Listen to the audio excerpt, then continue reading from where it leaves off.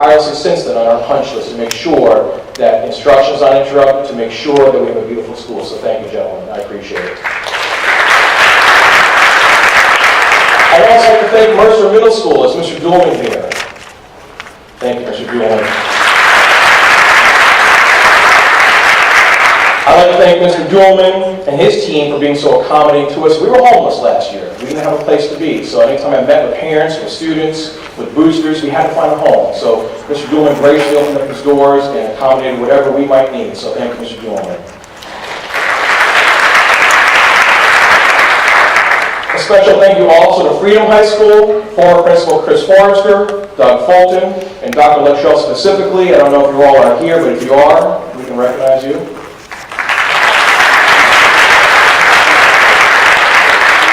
Freedom High School, the school that we alleviated overcrowding of, also was very gracious and accommodating, allowing us to have our students meet there at night and have meetings in the auditorium.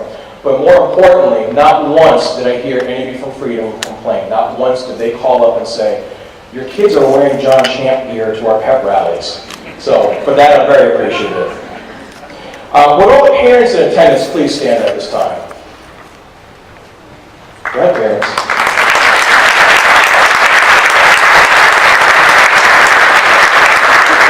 A very warm thank you to the parents. None of this would be possible without them, whether they were on the PTSA, our band boosters, or our music boosters. They were working from last year in September in organizing things like the 5K run, the Stonebridge 5K, or in fundraisers. So I'm very appreciative for their hard work and their continued work in making John Champe High School a premier high school. I'd also like to recognize some of our business partners, specifically Kravis Orthodontics, Van Meter Homes, Willisford, K-Hop Navy, Stanley Martin Homes, and Stonebridge Orthodontics. Thank you very much, our inaugural sponsors. I also had the good fortune to learn much from two Loudoun County principals who cannot be here today, unfortunately, Ms. Ann Brooks and Dr. Virginia Minshew. Thank you very much for helping me get here today. You can clap for that. Last but not least, I would also like to thank Paul Farmer, who, as Mr. Spage referred to him as a recovering principal, for setting me on this path and guiding me along the way. Thank you, Mr. Farmer.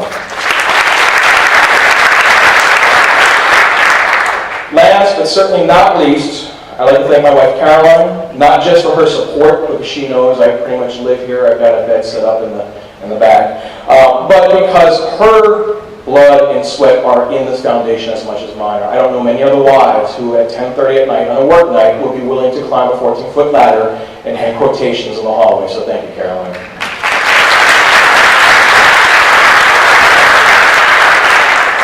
At this time, I'd like to introduce some special people who are in attendance today. They can just wave or stand if they like. Delegate David Ramadan. Board of Supervisor Chairman Scott York. Supervisor Suzanne Volpe. Supervisor Ralph Lona.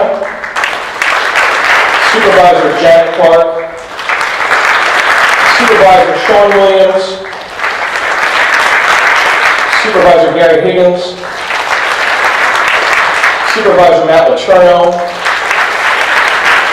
Supervisor Eugene Delgadio. And Supervisor Kenneth Reed. I'd also like to recognize our school board representatives, Ms. Jill Turgeon, Mr. Jeff Morris, Mr. Thomas Reed, and although maybe not in attendance, Mr. Kevin Keisters, Ms. Brenda Sheridan, Mr. Bill Fox, Ms. Debbie Rose, and Ms. Jennifer Burgle. Also in attendance, I believe we have former school board members, Mr. Bob Oneiser, Mr. Sheila Godfrey, and Mr. Tom Marshall. I'd also like to recognize Mr. Ned Waterhouse, Deputy Superintendent of Loudoun County Public Schools, Dr. Mary Keeley, Assistant Superintendent for People Services, Ms. Lee Bergen, Assistant Superintendent for Business and Financial Services, Mr. Richard Johnson, Interim Assistant Superintendent for Personnel Services, Dr. Sam Adamo, Executive Director for Planning and Legislative Services. And on the construction side, I'd like to recognize Mr. Todd Willoughby from Grimm Parker, Mr. John Bailey, President of Shiloh Construction, Mr. Neil McEnany, Senior Project Manager for Shiloh Construction, Mr. Ray Whelan, Superintendent of Shiloh Construction. And at this time, I ask the following people, please stand and remain standing. Mike Foley, William Foley, Mary Kate Foley, Frank and Christine Carnegie, William Champe, David Barna, Elaine Newhall, William Christopher, and Carl Champe. Unbeknownst to probably many people here, these are direct descendants of John Champe, for whom the school is named after.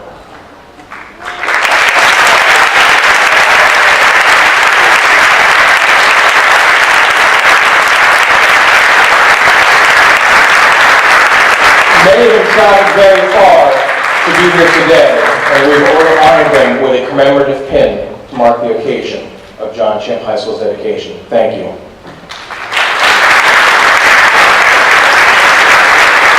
To have this honor of being here and seeing their ancestor honored in such a way is truly special. But it's special in more than just a nostalgic sense. We all feel happy when a family member is recognized. But this is much more than that. These special visitors here today already understand why the school is named after John Champe. I don't know if you had the chance to read the biography in the program today, but most people don't know who John Champe is, unfortunately. And that was probably the biggest question I was asked over this past year was, well, who is John Champe? And I found I had to start explaining who he was. And John Champe was a Loudoun County native, an Albany native, who had plans of being an officer until General Washington tapped his commanding officer and said, I want him to be a double agent to capture the traitor Benedict Arnold. And I'm going to give a very short synopsis of this. And at first he declined. He said, I don't want that mission. You know, he wanted to be an officer. And he was asked a second time, and he agreed to take that mission.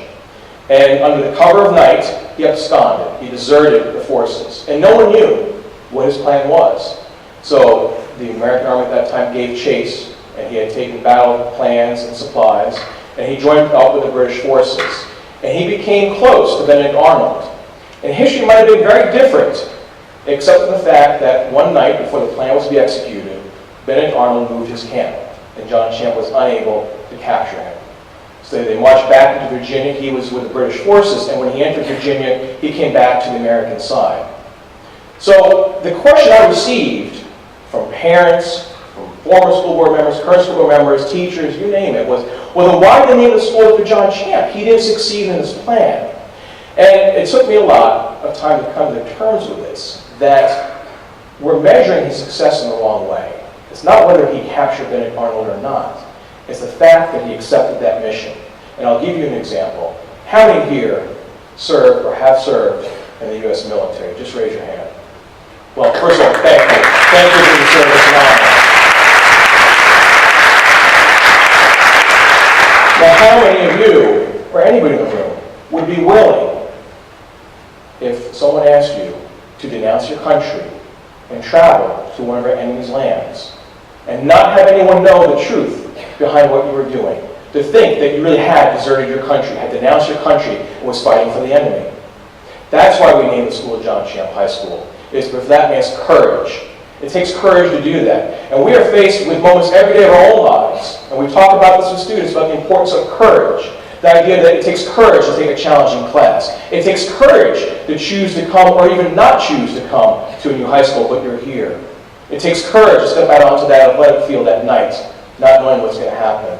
It takes courage every single day, sometimes just to get up and face a new day. So we honor John Champe and his legacy by our themes of courage and perseverance. Because John Champe did persevere.